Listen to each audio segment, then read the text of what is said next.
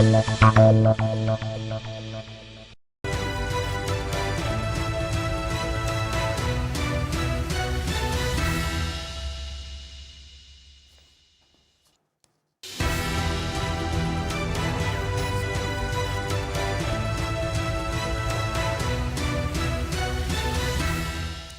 the last Sunday of the month of September and also the last Weekend Central for the same month. Good afternoon. Welcome to Weekend Central. This bulletin is coming to you live from the news app here at Adesawe Kanda. We're live on Facebook. It's TV3 Ghana, DSTV, channel 279. My name is George Kwaning. And I am Judith Brown, coming up in the bulletin this afternoon.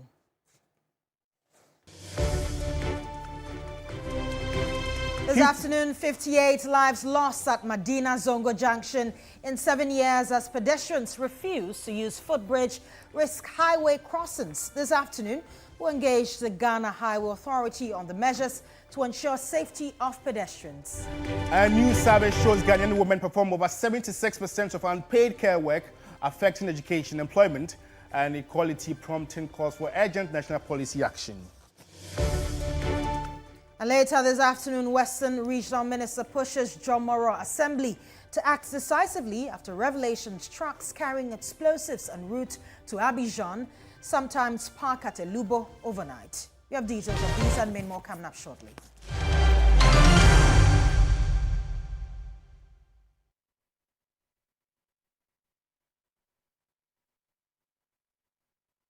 Well, this is Weekend Central. Just so you know, you can get interactive with us. We are live on Facebook. It's TV3 Ghana. Now, the founding member of the New Patriotic Party, Togbi Dr. Nyao Tamaklo, has called on government to hold traditional leaders responsible for the galamsey menace. And he criticized the traditional leaders for not banning the practice in their communities before it escalated. Take a listen. Chiefs are supposed to be the custodians of the land. And I get very much surprised that we have the chiefs around and we don't see them do anything. I have not seen them in any active involvement in stopping this galamsey. Now, mind you, there's no land anywhere in this country which doesn't belong to anybody. So if the chiefs claim maybe the land he is on is not for him, government should go after the owners of the land. The owners of the land will lead us to the what do you call it, the big shots behind this destruction of our vegetation and everything. The owners of the land. If the chiefs are the owners of the land, then they have not helped the country at all. Because then they should have been the first people to ban their own people from entering to these areas. Do you think they are benefiting? But that I can't tell. As I said, Bulletin came out with an extensive work. We all saw it. And it was on the decks of the then president, for 2 years plus. Because certain names were mentioned and he wouldn't like to let them be made known to the public. So whether they benefit or not, that I can't tell. But why should they be quiet? Why should they be quiet?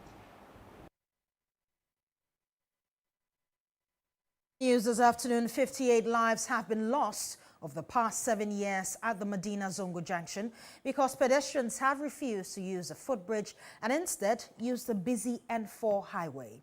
Now, should this practice continue, the Assembly projects the death toll to inch closer to 100 by the end of 2026. George Kwaning has more in this report. In October 2019, more than 110 pedestrians were arrested for not using the footbridge. The story remains the same. Nothing has changed. The pedestrians here are risking their lives for their convenience. 58 lives have been lost here due to the fact that pedestrians are ignoring to use the footbridge and rather using the main road. So if things continue to remain the same, more lives will be lost here. The footbridge, it'll be too long for us. So if you're the climber, your legs are the pain. And at the same time, see where the footbridge is. So here's the main junction. So when you are pressing, it makes tough time. I shouldn't have done that because I ordered my card and I don't want the driver to keep waiting. So I hurry trying to cross. So next time will you use the footbridge? Yes, I'll try. You promise? Yes, I promise. You're not supposed to pass here. I was supposed to pass. Yeah, you're supposed to use the footbridge. My parents own as past years. Your parents? Who are your parents? So next time use the footbridge. But there are those concerned about their lives and doing the needful. A prevent accident be brave. So what said don't cry now, I don't be see. No one could be was so The footbridges prevent accidents. No matter the distance, you surely get to your destination. These crashes are needless. I think say a bad boy. Ato, who is a driver, has witnessed crashes severally at the junction.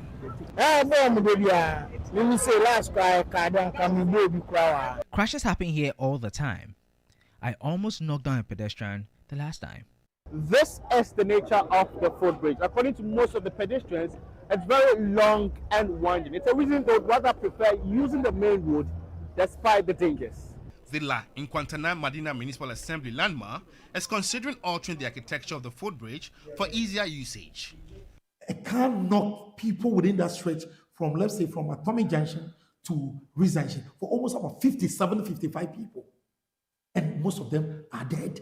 Some have dislocated arm, dislocated legs that cannot be as the person that he used to be. So I believe that if you want your life, then it is better you focus using the bridge than to cross within the streets, because a car can knock you easily and you lose your life, which is more dangerous. The assembly says it will deploy 50 military personnel to man the area from Tuesday, September 30, in an operation meant to be piloted for 3 months. George Kwaning, TV3 News, Medina, Accra.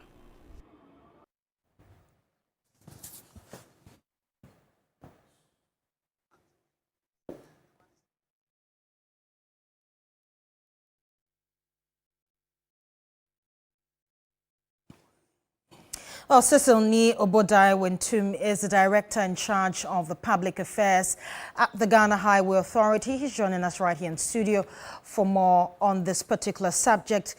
Good afternoon, sir. Now, Judith. I remember very well that when the bridge was at the Medina was constructed, some people ever referred to it as a tempo run. They said it was too long. People do not prefer using that bridge for as long as 5 minutes. They'd rather choose that than their lives. But have those concerns reached you yet? Oh, it has. I remember I was actively, don't forget I have been part of the space in which you work. So from 2017 all the way down to 2020, before I left GBC, I had also expressed some of those concerns. And if you remember very well, there were demonstrations upon demonstrations to force government to put up those footbridges, and there were 6 of them, starting from Medina Zongo Junction all the way to Adentang, and those bridges were put up. But again, the reason for putting up those bridges was the fact that people were knocked down from time to time because they were crossing from certain grade points, which was not safe. So there were safety issues, there were safety concerns that were raised, reasons for which they had to use some emergency funds to, as it were, put up those bridges.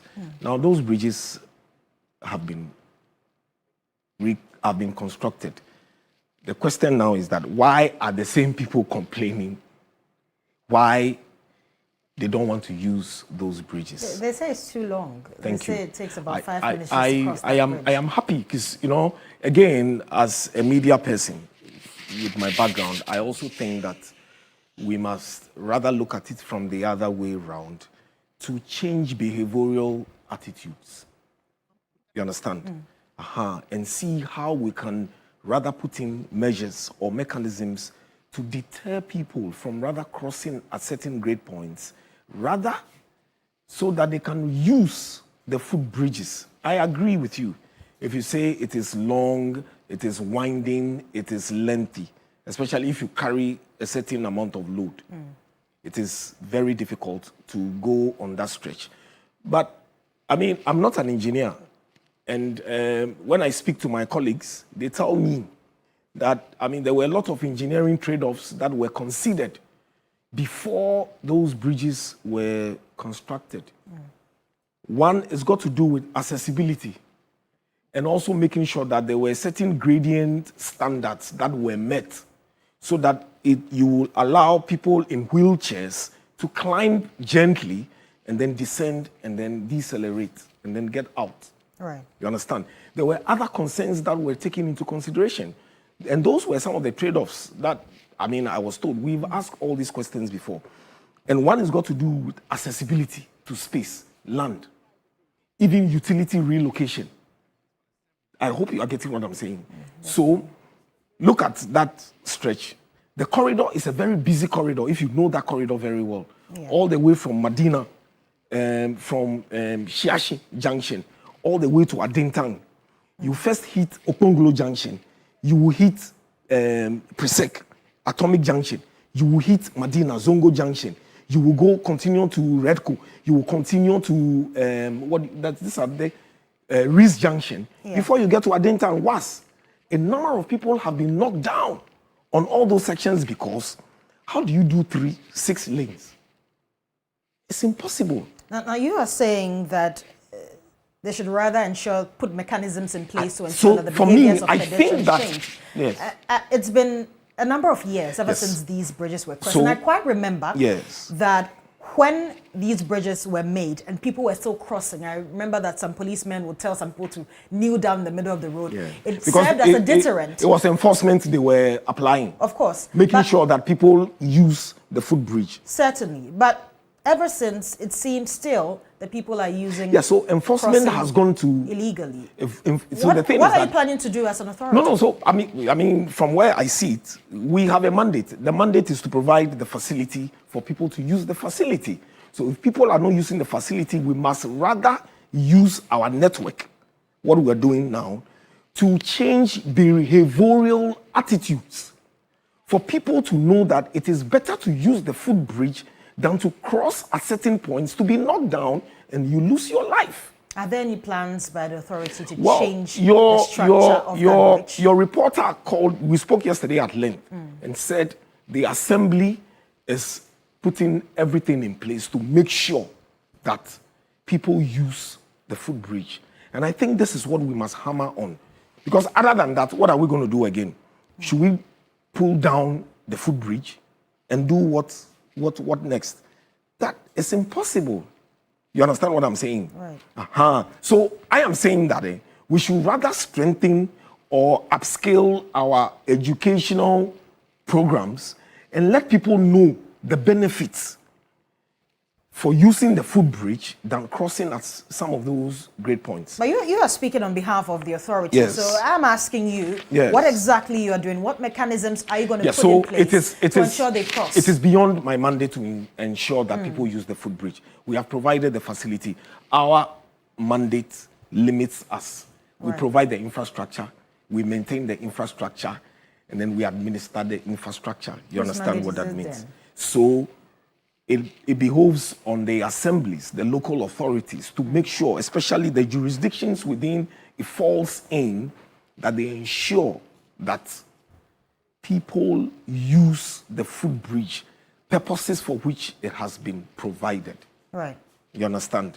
And I think we must find a way to rather let them appreciate the importance and significance of the footbridge, so that they would rather use it than complain. I understand it's long, it is winding, sometimes it can bring up a lot of inconveniences, you understand? Yeah. Especially when you are carrying load. But I've also cited the trade-offs, engineering trade-offs that were considered for putting up those structures, you understand? And I think that enforcement must rather come in now to see how we can address this concern. Right, many thanks for your time. Cecil Ni Obodai Wintum is the Acting Director in charge of Public Affairs at the Ghana Highway Authority. He's been speaking to us on the bridge at Medina. And of course, what has been happening in terms of pedestrians not using the bridge, preferring to cross the road directly, and the number of lives that have been lost over the years as a result. And now the Western Regional Minister, Joseph Nelson, has called on the Tree Crop Development Authority, TCDA, to immediately address a critical shortage of raw rubber, a situation blamed on unchecked exports of the commodity. The shortage has forced Ghana Rubber Estates Limited, GREL, to announce plans to cut 120 jobs by November 2025, citing financial losses from the lack of local supply. Here's a report by Rama Smith. The managing director of the Ghana Rubber Estates Limited, GREL, Thierry Korchi, revealing the stark consequences of the raw rubber shortage, said while GREL has the capacity to employ 1,230 workers and process 120,000 tons of rubber annually at its 2 factories, it currently sustains only 570 jobs, leaving 660 Ghanaians without potential employment. This underperformance threatens a major national asset following an 840 million Ghana cedis investment since 2018, with the government of Ghana holding a 26.75% stake. Korchi blamed the crisis on a surge in raw rubber exports since July, which flouts regulations and strangles local processes. Directive has been issued in May 2025.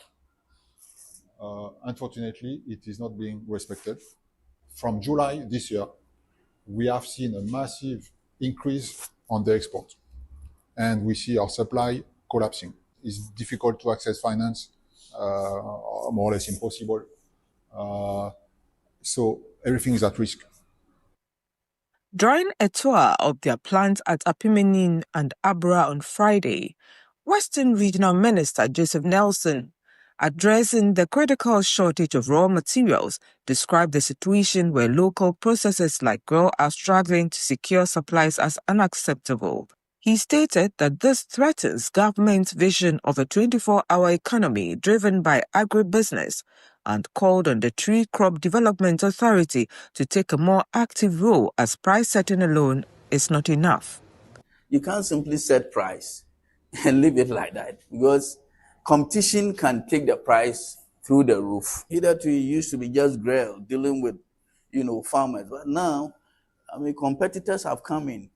And so I think that they should be looking at, this price setting mechanism and what management can be brought into it, so that we're able to protect both the farmer and the companies that have this responsibility to process raw rubber.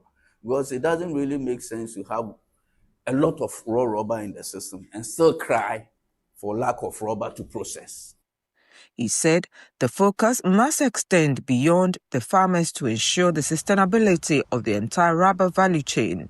To achieve this, the minister called for strict supply regulations, stating that raw rubber exports should only be authorized once local processing needs are fully met. This mechanism is vital, he stressed, to shield domestic industries from the harm caused by unregulated exports. Irama Smith, TV3 News, Apimenin. Now, women and girls perform the vast majority of work globally, with women doing around 76%. This imbalance limits their time for paid employment, education, and decision-making. The non-monetary nature of this work often renders it invisible, despite the significant time and energy it requires. My colleague Christopher Marco has more in this report. Unpaid care work refers to essential but unpaid tasks such as child care, elder care, housework, and community work, performed for free and vital for societal well-being and the economy. This work is largely and disproportionately carried out by women and girls globally, hindering their economic opportunities and participation in public life. This discrimination is usually attributed to culture and tradition that undermine the overall dignity of women in society.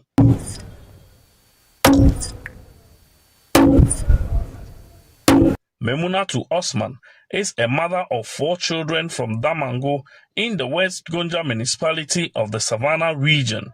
Memunatu's job as a mother has been to take care of the children and the home for the past 17 years without monetary compensation.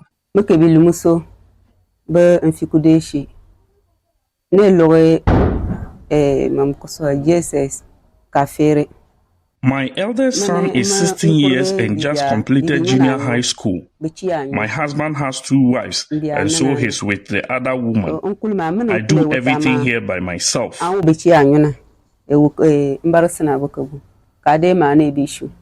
Memunatu is unable to do other jobs due to the work she does at home.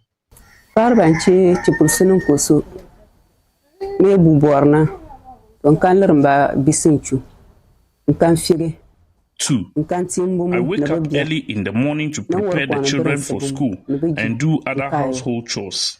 When they return from school, I have to cook for them again. So I am unable to do other things for myself. According to a 2020 survey by the Ghana Statistical Service, women in Ghana spend an average of 6.4 hours daily on unpaid care and domestic work, compared to 1.7 hours spent by men. Executive Director of Songtaba, Haja Lamnatu Adam, is worried about the perception of community on care work by women. The burden of care is shifted to the mother.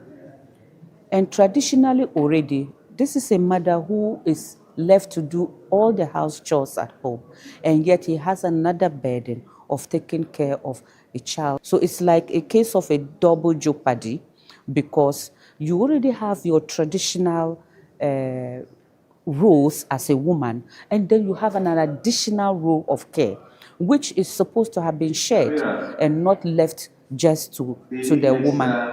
She called for intensified advocacy on policy framework to reduce time poverty amongst women. For me, I know we've made some progress when it comes to women as a country. We've just recently have the affirmative action bill passed into law, which is great, but beyond that, we should be looking at how we are investing in women's time, what we call time poverty. And many times we ignore this. There is no doubt that women's contribution, especially on unpaid care work, is great. If we're going to put that as a measure in our GDP, it would have been greater, it would have made a greater impact. But as we speak, we are not able to quantify unpaid care work contributing even towards our GDP. That's one gap. The World Bank identified unpaid care work as a significant contributor to time poverty, which limits women's access to education, employment, rest, and civic participation. Sustainable Development Goal 5 focuses on achieving gender equality and empowering all women and girls. Target 5.4 specifically calls for the recognition and valuation of unpaid care and domestic work through the provision of public services, infrastructure, social protection policies, and the promotion of shared responsibility within the household. Christopher Mwako, TV3 News, Tamale.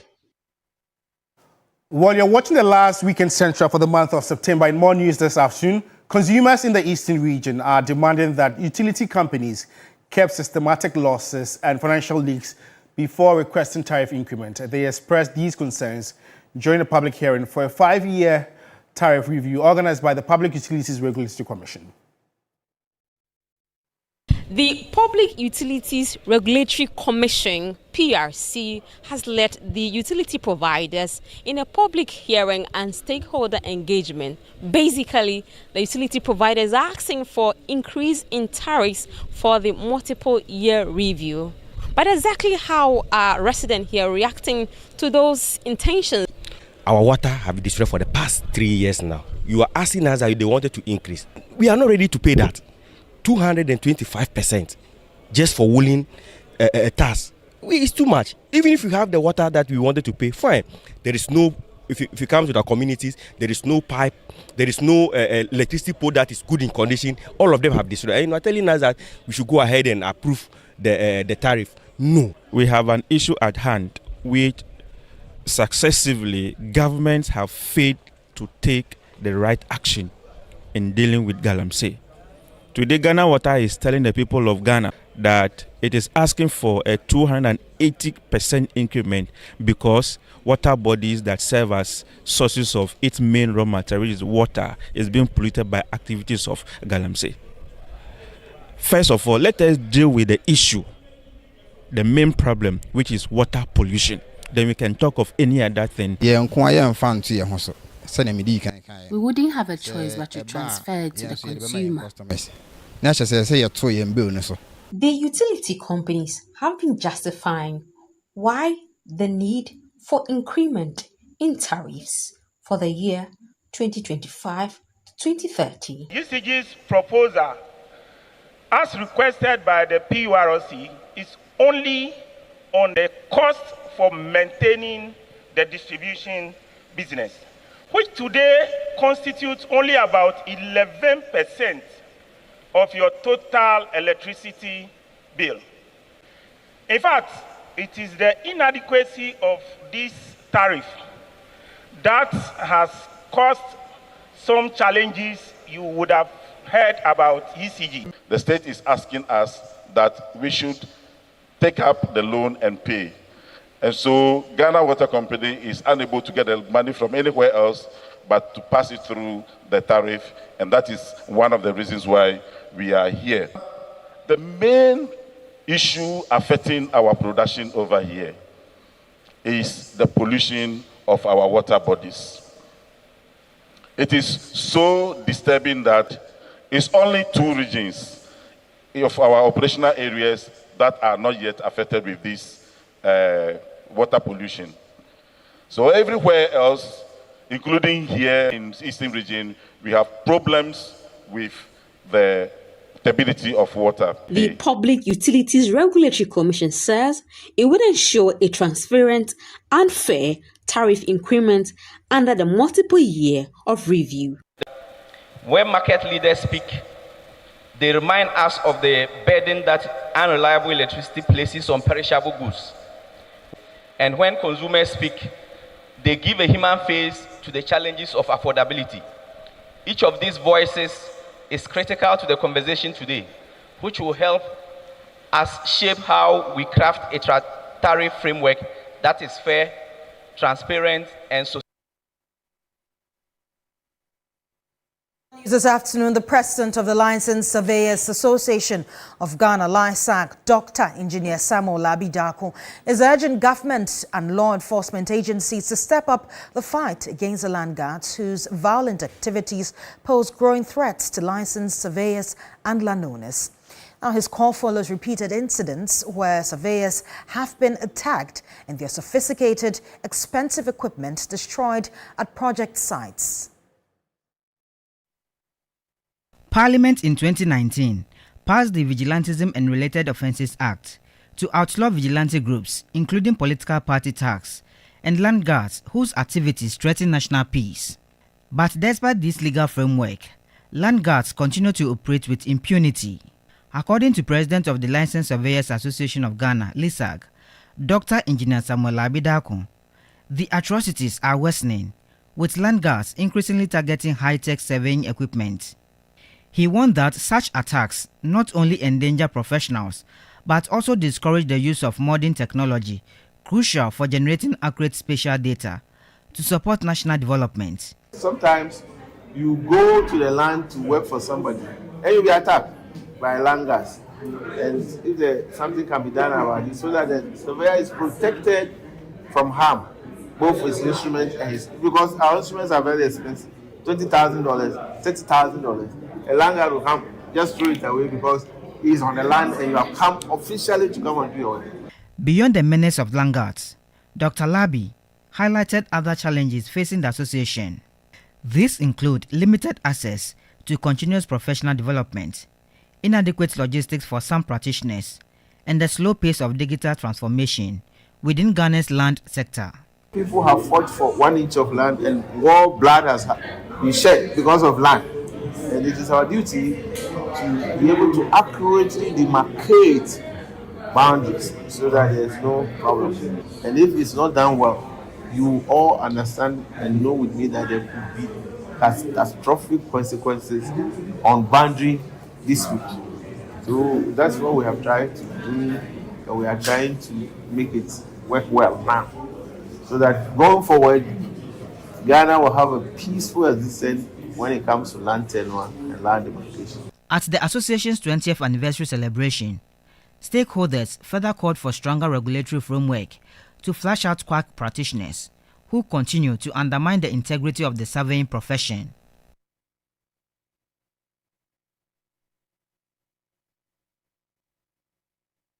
Oh, you're still watching Weekend Central right here on TV3 with myself and George Kwaning. We're going for a very first break. We'll be back with more news, to stay with us.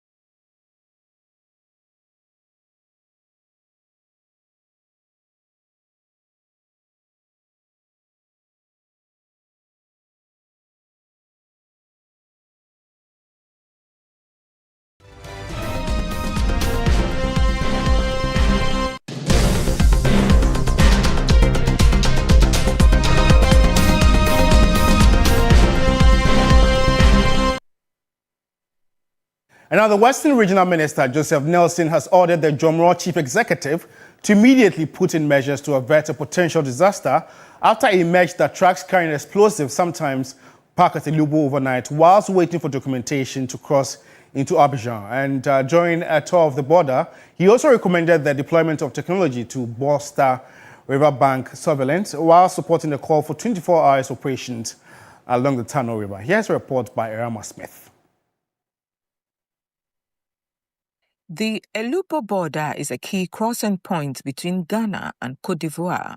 As the second largest land border in Ghana, it is a vital component of the Abidjan-Lagos corridor and generates significant revenue for the country.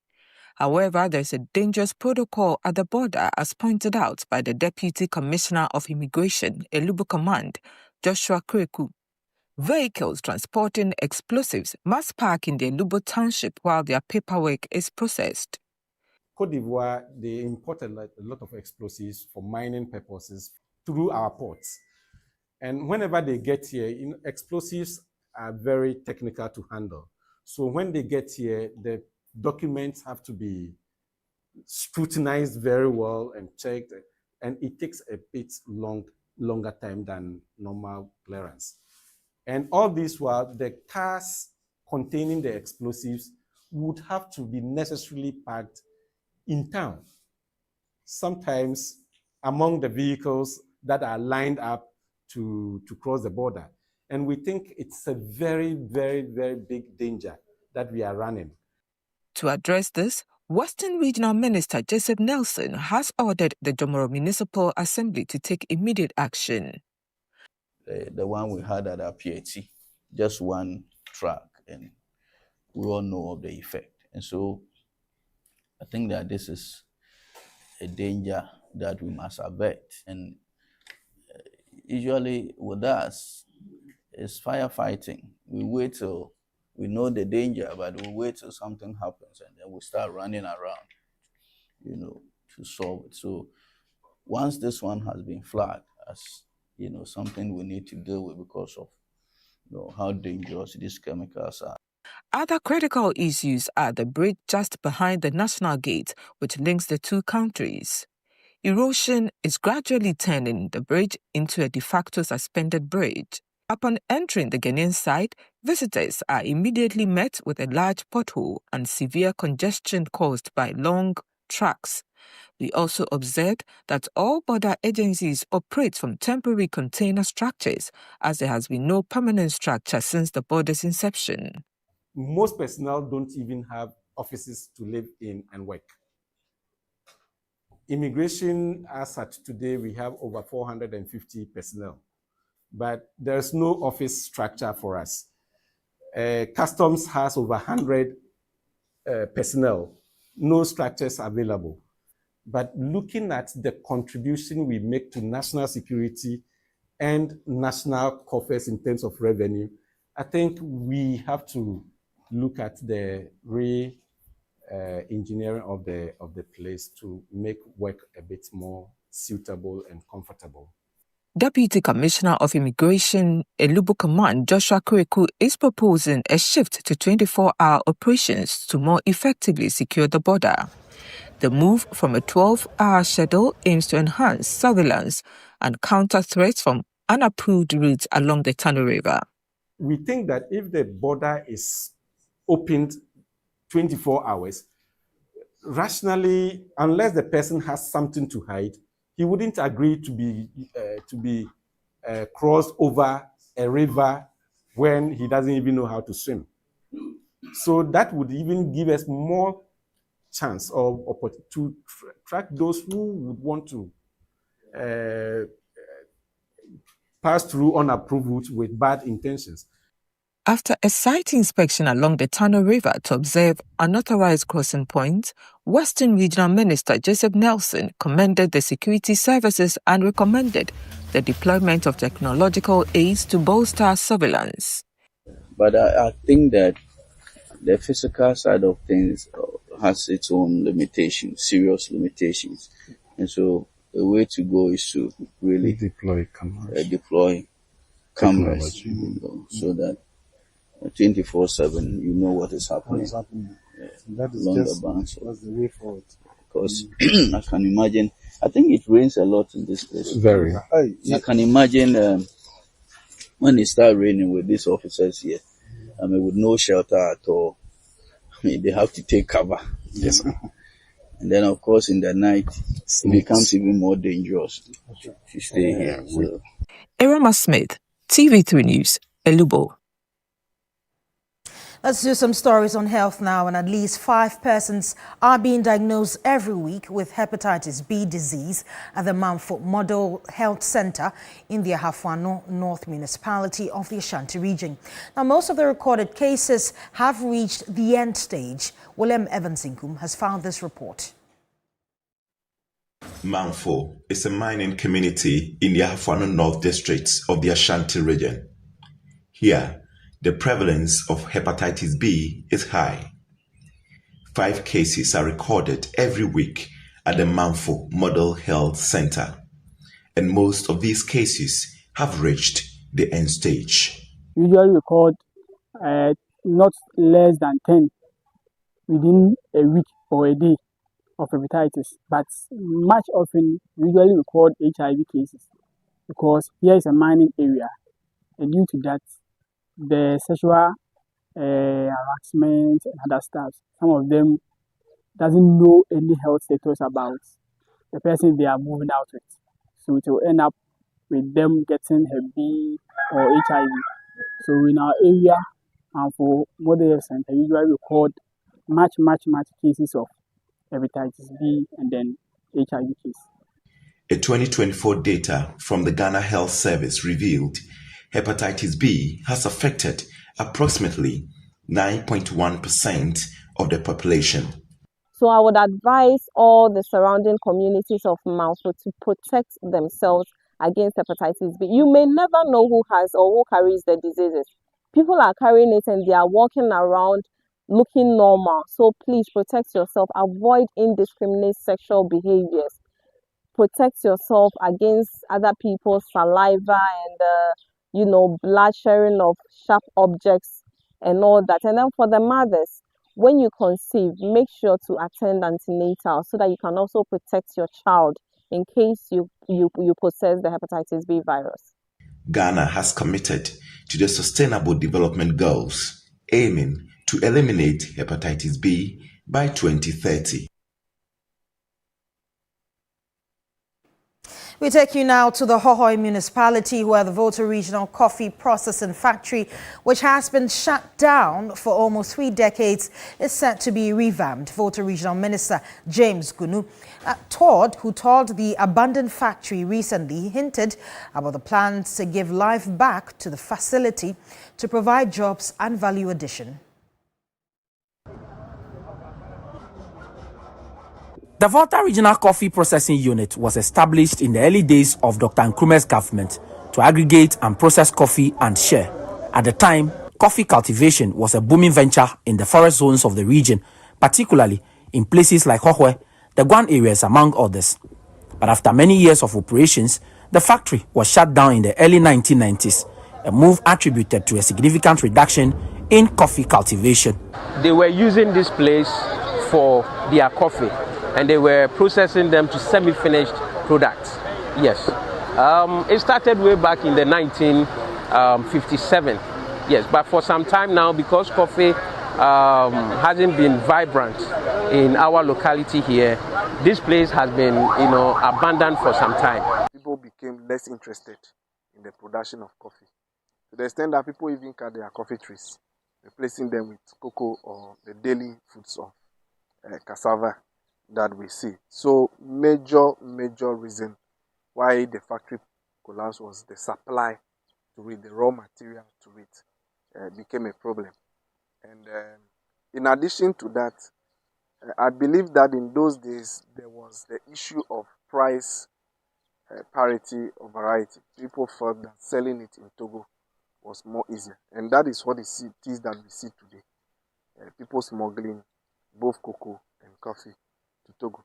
In the last 20 years and more, the factory has been locked up with the machines left to rust away. But Volta Regional Minister James Gunu who paid a working visit to the factory, hinted that the facility could soon be given life again. We need this kind of factories. So we can only call on investors to come in and revamp this place so that it can boost the economic activities of the place and also create job opportunities for our people. So definitely the regional coordinating council will see how best we can bring some investment here, some investors who have also expressed interest in the coffee processing, industry in the region, because this place is strategically positioned, and that is why the late president, Osajifo Dr. Kwaning Judith, established this. Over the years, we've not been able to sustain this, but the time has come. The decision to revamp the facility is rooted in a comprehensive plan to shore up the cultivation of coffee in the region, with several investors showing interest, according to government officials. Faisal Abdul Idrisu, TV3 News. And away from the Bulletin region, let's move to the Western region, as the regional director of the Ghana Tourism Authority, Henry Elubo, has called for support to boost domestic tourism.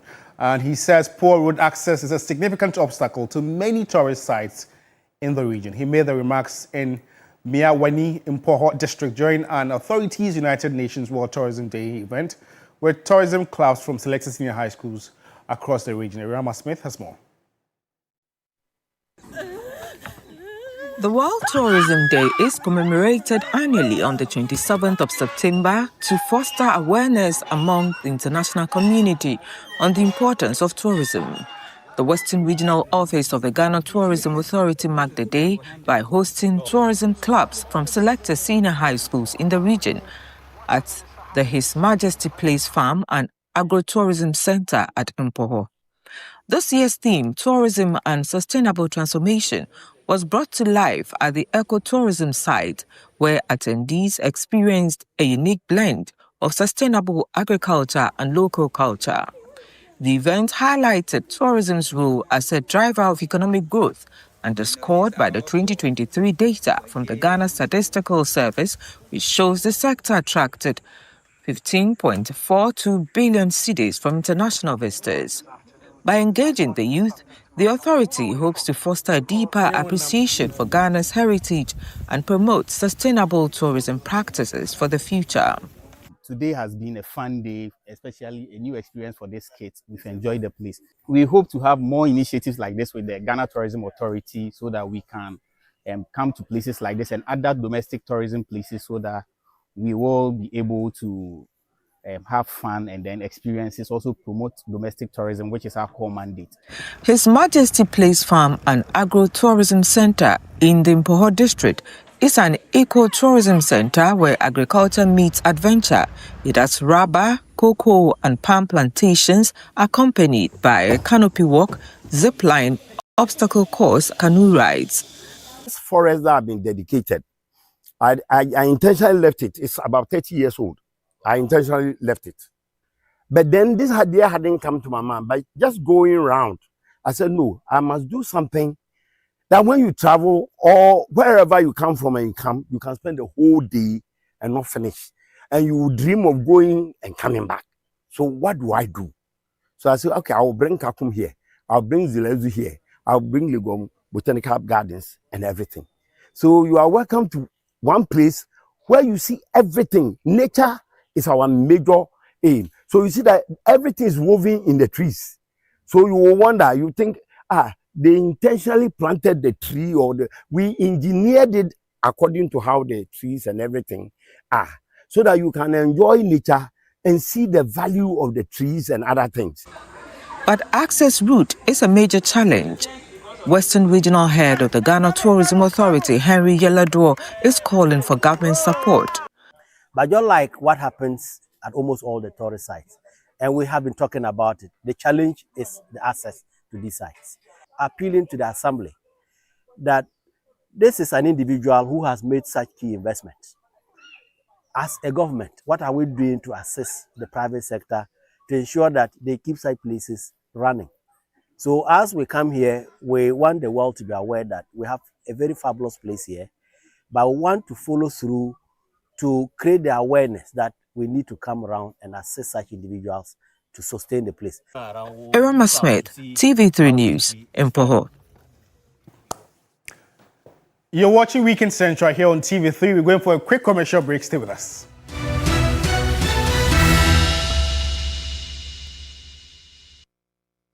This Sunday on Hot Issues.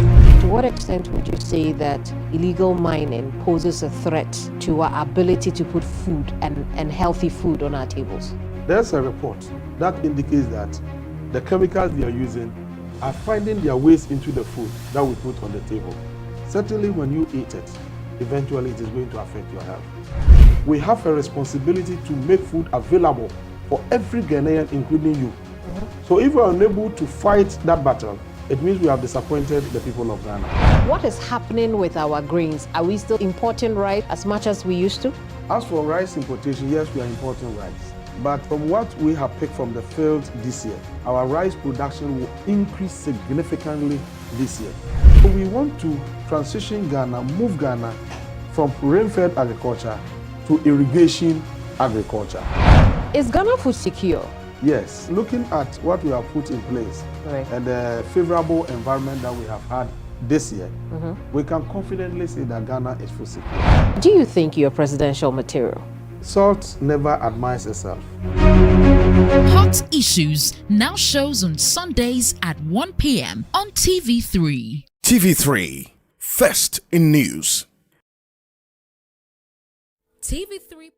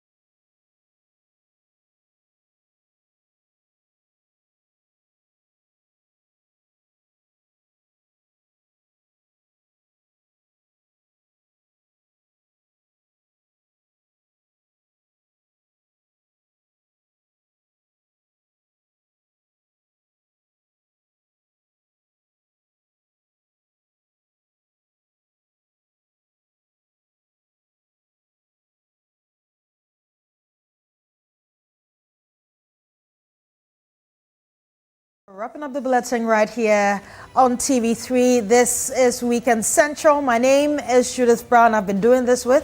And my name is George Kwaning. It's the last Weekend Central for the month of September. For more news updates, just log on to our website. It's 3news.com. Alternatively, you can join the team at 7 on News 360. Thanks for watching. It's always a pleasure coming your way. We also have hot issues right after 1. the bulletin at 1 p.m. today. So do stay tuned right here on TV3. Bye-bye.